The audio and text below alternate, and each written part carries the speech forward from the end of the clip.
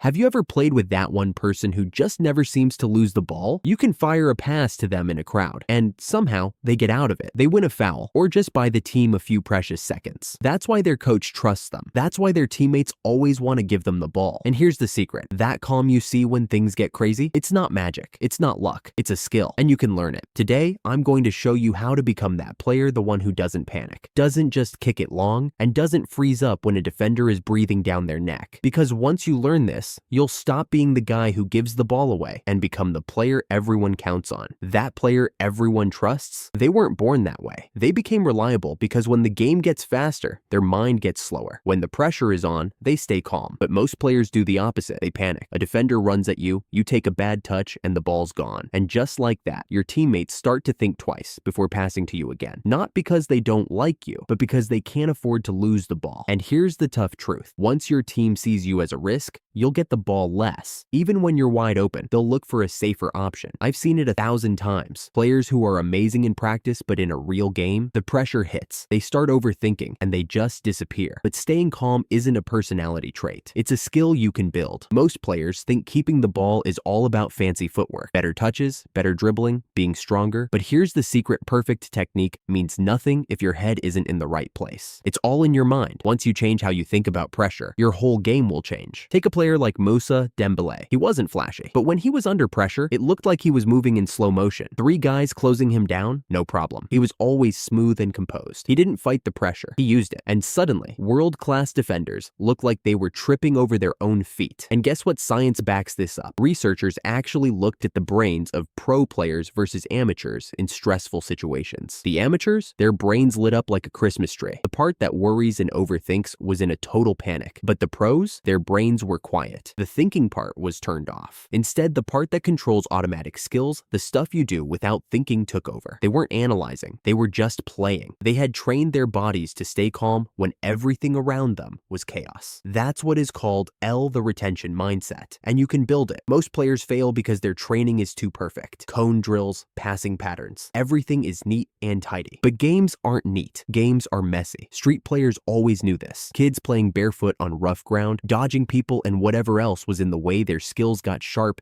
because they were always forced to react. Watch old clips of Ronaldinho or Maradona as kids. They weren't running perfect drills, they were playing in total chaos. No time to think. Just feel, touch, and timing. That's how you build a real feel for the game. Not on perfect fields with neat cones, but by spending hours in messy, unpredictable situations. So, if you want to be the player who stays calm while everyone else is panicking, you have to start training in chaos. Pressure isn't your enemy. Pressure is just information. It's the game telling you where the defenders are, where the open pass is, and what space is about to open up. Most players panic when they feel a defender. The best players, they use it. That ability comes from your body's own internal radar. It's what tells you where your feet are without you having to look down. It's how strikers hit a volley without thinking, or how midfielders spin away from a defender they can't even see. And almost nobody trains this on purpose. Here's how you can start. Just stand on one leg and close your eyes. Feel your body making all those tiny adjustments to stay balanced. That's your internal radar working. You can make it stronger with wobble boards, doing drills barefoot, or even just juggling a tennis ball around your room without looking down. Why barefoot? Your feet are covered in sensors. Cleats numb them. Training barefoot wakes them up. The goal isn't to be perfect. The goal is to train your body to react on its own. Because in a game, you don't have time to think. You only have time to react. Now let's talk about shielding the ball. Most players just think it means getting your body in the way. But great shielding is about balance and using your body smartly to control the defender. Look at players like Sergio Busquets or Eden Hazard. They weren't the biggest guys, but getting the ball off them was nearly impossible. Hazard had a move where he'd step between the ball and the defender at the last second. The defender had 2 choices, foul him or back off. Either way, Hazard won. The secret is your posture. Bend your knees, get low and wide. You become a rock. Then use constant little touches on the ball and always be looking around. The defender never knows what you'll do next. Use your arms, not to push, but to feel where the defender is. Cristiano Ronaldo mastered this, using subtle contact to sense defenders without ever losing control. That's elite shielding. You're not fighting the pressure, you're redirecting it. Here's a big one. The real problem isn't losing the ball. It's being afraid to lose the ball. Coaches yell, teammates get frustrated, and soon enough, you're only making safe sideways passes just so you don't get yelled at. But safe passes don't win games. Taking smart risks does. Think about the best players in the world. Messi, Neymar, Mbappe. They lose the ball all the time, way more than you think. But when their risk pays off, it's magic. They create a goal out of nothing. The difference is, they aren't afraid to make a mistake, and they know where to take those risks. In your own half, play it simple. Near the other team's goal, that's your time to be brave. So here's the new way to think. Stop asking, what if I lose the ball? Start asking, what if this works? Because the player who's afraid of pressure will always hide. But the player who welcomes it becomes the one everyone trusts when the game is on the line. So train Messi. Train in uncomfortable situations. Build your instincts, not just your skills. Because the calmest player on the field is always the one who is ready for the chaos.